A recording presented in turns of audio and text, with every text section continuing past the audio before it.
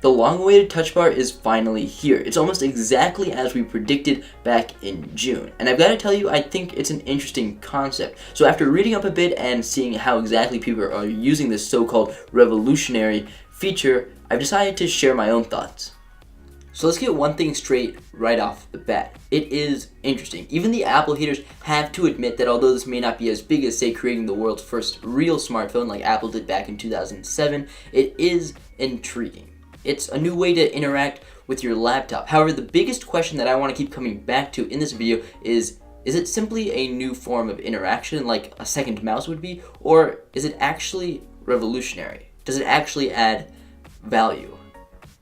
Now, the MacBook Pro is undeniably overpriced for the specs you're getting. Last gen CPU, low selection of ports. It has a good screen, I guess, but this isn't a review video. Let's get back to the prime thing we're talking about here, the touch bar. Now, a big thing with the touch bar is this overarching idea of flexibility. There when you need it, and special when it's there, but just regular when you don't need it. It's out of the way.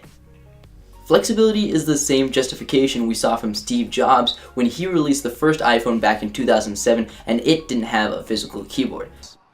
Well, what we're going to do is get rid of all these buttons and just make a giant screen. A giant screen.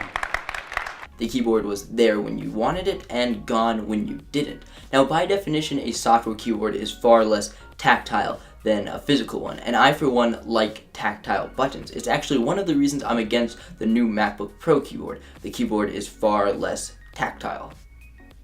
However, on the Pro side, we could see how actions like turning up the volume or decreasing screen brightness are a lot more natural on a touch bar interface. Furthermore, a secondary display has a lot of untapped potential. I think nearly all of us can agree that the touch bar adds value to the machine. It provides a totally unseen and unique form of interaction, and the potential, something I'll talk about later, is absolutely gigantic. However, the main argument I see here is the touch bar worth the price? Now, I for one think we shouldn't be grappling with this issue to begin with. Apple claims that the touch bar is the forefront of advancements in laptops, and I don't think they're right about that specifically, but I think it certainly is a cool idea. The whole idea, though, of advancement is to make sure that it's actually implemented. Say that you knew how to revolutionize public school education so that everyone came out, say, 50% smarter. Well, you're basically useless to everyone unless you make sure that your ideas are actually implemented in public school education. In the same way, having this great piece of technology, this great touch bar idea, is only an advancement if people get their hands on it, because technology is only an advancement if people can use it. Otherwise, it's just technology for technology's sake, and that's useless to everybody. So then why does Apple not put a touch bar in the base MacBook Pro? Obviously, one can fit because there's another MacBook Pro that's completely identical besides the fact that it has a touch bar, and it doesn't cost much. It's a low-res capacitive display. Hardware-wise, there really isn't much special there. But somehow Apple has made it in their minds that they can justify costing it $300 more. This just proves that Apple isn't solely or even mainly about advancing technology. It's about making technology and making money. In fact, the $1,500 MacBook Pro may seem like an ad for the old one, now $1,300 last-gen MacBook Pro. To the normal consumer, these specs may seem the same, and in my eyes, the only real difference is the keyboard and an improved display, which is already phenomenal to begin with. And as far as I'm concerned, the old keyboard's better. Now, this isn't a review or a rant or even a comparison for that matter.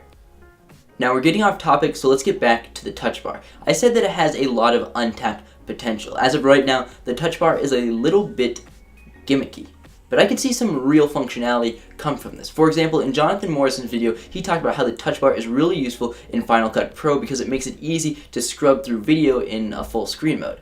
Now, you won't see any such functionality in programs such as Premiere Pro, at least not yet. And I think this brings up the fundamental problem that I see with the touch bar. It hasn't reached its maximum yet, and no one knows when it will. Imagine the features you could get from it. The entire functions row in Microsoft Word or Pages could be moved down to the touch bar to allow more space for the document. Also, in PowerPoint, the thumbnails of the slides of the presentation you're working on could be put in the touch bar to save more real estate for the actual slide you're editing on. All of these ideas I came up with in about 5 minutes. Imagine what developers could come up with in a few months. Now, I'm not telling you to go out and buy a touch bar. To decide that, the main question you will have to answer is, do you see this feature merging with your workflow? Or do you see yourself having to adjust your workflow to incorporate it? Now, that's a question that you have to answer yourself.